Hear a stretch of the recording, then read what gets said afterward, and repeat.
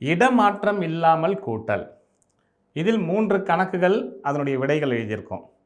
முதல் கணக்கு 66 கூட்டல் 3 96. இரண்டாவது கணக்கு 25 கூட்டல் 44 78. மூன்றாவது கணக்கு 40 கூட்டல் 25 60. இந்த 3 விடைகளும் தவறான விடைகள். ஆனால் இதை எழுதியது யார் என்றால் குழந்தைகள் தான். எப்படி இதை தவறு பண்ணியிருக்காங்கன்றதை நாம் இங்கே பார்க்கலாம். முதல் கணக்கு 66 கூட 3 கூட்ட சொல்லியிருக்கோம். இந்த 3ஐ இடமதிப்பீடு அட்டவணையின்படி அவங்க பொருத்தின இடம் தவறான இடம். அதாவது 1 இலக்கத்தில் வந்து எழுத வேண்டியதை 10 இலக்கத்தில் எழுதிட்டாங்க. அதனால் அந்த குழந்தைக்கு கூட்டல் தெரியும். ஆனால் என்ன பிரச்சனை வந்ததுன்னா இடமதிப்பீடு பிரச்சனைகள் இருக்குது. அந்த இடமதிப்பு அட்டவணையில் இதை எழுதியிருந்தாங்கன்னா அதனுடைய விடை சரியாக வந்திருக்கும்.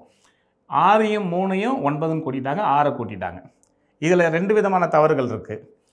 அதாவது 10 இலக்கத்திலேருந்து கூட்டினாலும் இந்த விடை வந்திருக்கும்.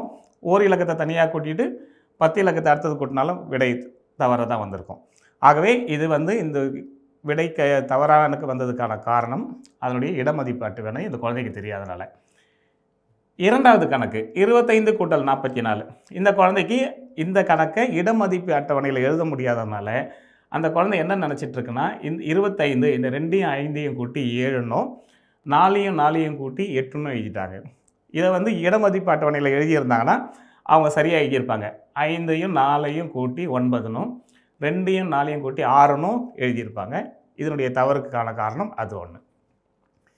இந்த மூன்றாவது கணக்கு 40 கூட்டல் 25. இதில் வந்து விடை வந்து 60 எழுதியிருக்கு அந்த குழந்தை. எப்படி 60 வந்ததுன்னா, அந்த குழந்தைக்கு கூட்டல் தெரியுது. ஒரே ஒரு சின்ன விஷயம் என்னென்னா, பூஜ்ஜியத்துடன் எந்த எண்ணை கூட்டினாலும் இல்லை எந்த எண்ணோடு பூஜ்ஜியத்தை கூட்டினாலும் அதே எண் தான் வரணும்.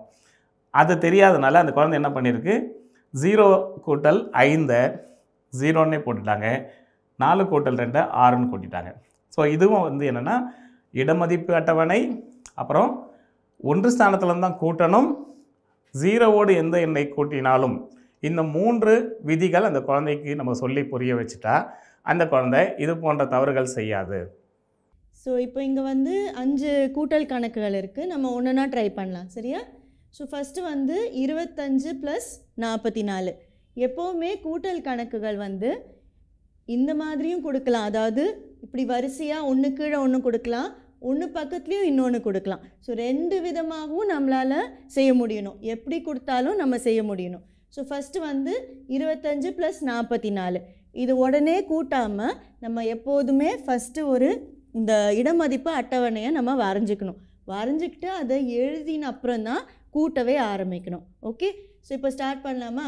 முதல் நம்பர் என்னது? 25. ஸோ 25ல் எத்தனை ஒன்றுக்கள் இருக்குது? 5. எத்தனை பத்துக்கள் இருக்குது? 2. ஸோ இது எதோட கூட்டுறோம்? 44. இதில் 44ல் எத்தனை ஒன்றுக்கள் இருக்குது? 4 ஒன்றுக்கள். எத்தனை பத்துகள் இருக்குது? அதுவும் 4 தான். ஸோ 4 பத்துகள் இருக்குது. இப்போ இந்த 2 எண்களையும் நம்ம எழுதிக்காச்சு. எதில் எழுதியிருக்கோம்? நம்ம இந்த இடமதிப்பு அட்டவணையில் எழுதியாச்சு. எழுதின அப்புறம் தான் நம்ம கூட்டவே ஆரம்பிக்கணும், சரியா? ஸோ இப்போ 5 4 இது எப்படி கூட்டணும்? நம்ம என்ன பார்த்தோம்? 5 வந்து இப்போ முதல் எண் 5 வந்து மனசில் வச்சுக்கணும். 5 மனசில் வச்சுட்டு 4 விரலை விடணும். 5 மனசில், 5க்கு அப்புறம் 6 7 8 9. ஸோ இதோட விடை 9 நம்ம இங்கே எழுதுகிறோம், சரியா? இப்போது பத்துக்களை கூட்ட போகிறோம். இந்த 2 எண்களில் இருக்கிற பத்துக்களையும் நம்ம எப்படி கூட்டுறது? முதல் எண் 2 வந்து மனசில் வச்சுக்கணும். 4 வந்து விரலில் விடணும். 2 மனசில், 2க்கு அப்புறம் 3 4 5 6 விரல் முடிஞ்சு போச்சு. விடை 6. அப்போது நமக்கு என்ன விடை வந்திருக்கு?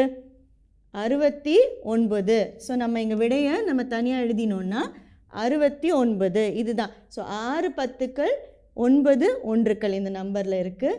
இது வந்து 69. அப்போனா 25யும் 44யும் நம்ம கூட்டினா நமக்கு அந்த கூட்டலோட விடை 69 அப்படின்னு வருது. ஸோ நீங்கள் என்ன கவனிக்கணும்னா, இந்த நம்பரை நம்ம இந்த அட்டவணையில் எழுதின அப்புறம் எப்போதுமே வலது பக்கத்துலேருந்து தான் நம்ம கூட்ட ஆரம்பிக்கணும். இந்த கணக்கில் நம்ம எப்படி கூட்டியிருந்தாலும் நமக்கு விடை 64 தான், 69 தான் வந்திருக்கும். அதாவது ஃபஸ்ட்டு 2ஐயும் 4ஐயும் கூட்டிட்டு அப்புறம் 5ஐயும் 4ஐயும் கூட்டினாலும் நமக்கு விடை கரெக்டாக வரும்.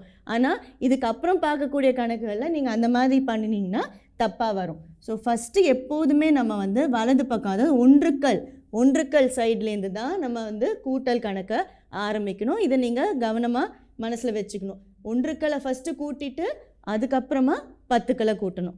சரியா? இப்போ அடுத்த கணக்கு பார்க்கலாமா? 40 + 25. ஸோ இதை எப்படி கொடுத்துருக்காங்க? 1 கீழே 1 கொடுத்துருக்காங்க. ஸோ நம்ம ஆல்ரெடி நமக்கு தெரியும், இதுதான் வந்து ஒன்றுக்கள், இதுதான் வந்து 10க்கள். ஸோ அப்படியே எழுதிடலாம். சரியா? ஸோ முதல் நம்பர் என்னது? 40. 40ல் ஒன்றுக்கள் இருக்கா? இல்லை, 0 ஒன்றுக்கள் தான் இருக்குது. ஸோ 0 ஒன்றுக்களே இல்லை அப்படின்னு அர்த்தம். 10க்கள் எத்தனை இருக்குது? 4. ஸோ 40 எழுதியாச்சா? அடுத்தது 25. 25 நம்ம இந்த அட்டவணையில் எழுதினோம். முதல்ல ஒன்றுக்களை எழுதுகிறோம், அதுக்கப்புறம் 10க்கள் எழுதுகிறோம். இப்போது நம்ம கூட்ட ஆரம்பிக்கிறோம். எந்த பக்கத்துலேருந்து ஆரம்பிக்கணும்? எப்போதுமே ஒன்றுக்கள்லேருந்து நம்ம ஆரம்பிக்கணும். ஸோ 0 கூட்டல் 5. உங்களுக்கு தெரியும், 0வோட எந்த நம்பரை கூட்டினாலும் நம்ம விரல்லாம் விடவே தேவையில்லை. 0வோட நம்பரை கூட்டினா என்ன விடை வரும்? அதே நம்பர் தான் வரும். ஸோ 5, அதே நம்பர் 5 தான் இதோட விடை. அடுத்தது வந்து 10க்களை நம்ம கூட்ட போகிறோம். எத்தனை 10க்கள் இருக்குது? இதில் 4 இருக்குது, இதில் 2 இருக்குது. எப்படி கூட்டணும்? 4 மனசில் வச்சுட்டு 2 கையில் வச்சுட்டு 4 மனசில், 4க்கு அப்புறம் 5, 6. ஸோ 6. நமக்கு என்ன விடை வருது? 40 + 25 கூட்டினா 65. 65. இதுதான் வந்து இந்த கணக்கோட விடை. இப்போது அடுத்தது 3வது கணக்கை பார்க்கலாம். நீங்கள் எல்லோரும் 2வது முடிச்சிட்டிங்களா? இந்த கணக்கில் வந்து 66 கூட்டல் 3. ஸோ இதில் பார்த்தீங்கன்னா தான் உங்களுக்கு இந்த இடமதிப்பு அட்டவணை நம்ம ஏன் வந்து பயன்படுத்தணும் அப்படின்ட்டு நான் ஏன் சொல்கிறேன்னு உங்களுக்கு புரியும். இப்போ இந்த 66ல் என்ன ஒன்றுக்கள் எத்தனை? 6 ஒன்றுக்கள். எத்தனை 10கள்? 6 10கள் இல்லையா? இப்போ நிறைய டைம் இந்த மாதிரி 66 + 3னா நிறைய டைம் நம்ம என்ன பண்ணுவோன்னா 66 கூட்டல், இப்போ இந்த 3 எங்கே எழுதலாம்? சில டைம் நம்ம கரெக்டாக இங்கே எழுதுவோம், ஆனால் சில டைம் தப்பாக நம்ம இங்கே எழுதிட்டோம் அப்படின்னா நமக்கு கூட்டலோட விடை தப்பாக வரும். ஸோ ரொம்ப வந்து நம்ம கேர்ஃபுல்லாக இதை எழுதணும். இதை நம்ம தப்பில்லாமல் செய்யணுன்னா இடமதிப்பு அட்டவணையில் நிரப்பிட்டு நம்ம செஞ்சோன்னா நம்ம தப்பில்லாமல் இந்த கூட்டல் கணக்கை செய்யலாம். ஸோ 66 எழுதியாச்சா? இப்போ 3 என்னது? ஒன்றுக்கள். 3 ஒன்றுக்கள்னால் ஒன்றுக்கள் காலமில் நம்ம 3 அப்படின்னு போடுறோம். 10க்கள் இருக்கா 3ல்? இப்போ வெறும் 3 அப்படிங்கிற அந்த நம்பரில் ஏதாவது 10க்கள் இருக்கா? இல்லை, ஒன்றுக்கள் தான் இருக்குது, அது எழுதியாச்சு. ஸோ 10க்கள் இல்லை, அதை அப்படியே விட்டுடுறோம். ஸோ இப்போ நம்ம கூட்டும் போது 6 மனசில் 3 விரலில் 6 மனசில் 6க்கு அப்புறம் 7 8 9. ஸோ 9. இந்த 6 இப்போ இந்த 10க்களை நம்ம கூட்டும் போது 6ஓட எதுவுமே இல்லை. எதுவுமே இல்லைன்னா என்ன? 0ன்னு எடுத்துக்கலாம். எதுவுமே இல்லைன்னா 6ஓட நம்ம எதையுமே சேர்க்கலைன்னா நமக்கு விடை மறுபடியும் அதே நம்பர் தான் வரும். ஸோ 6. ஸோ 66 கூட்டல் 3 அப்படின்னு பார்க்கும்போது நமக்கு விடை வந்து 69 அப்படின்னு வருது. சரியா?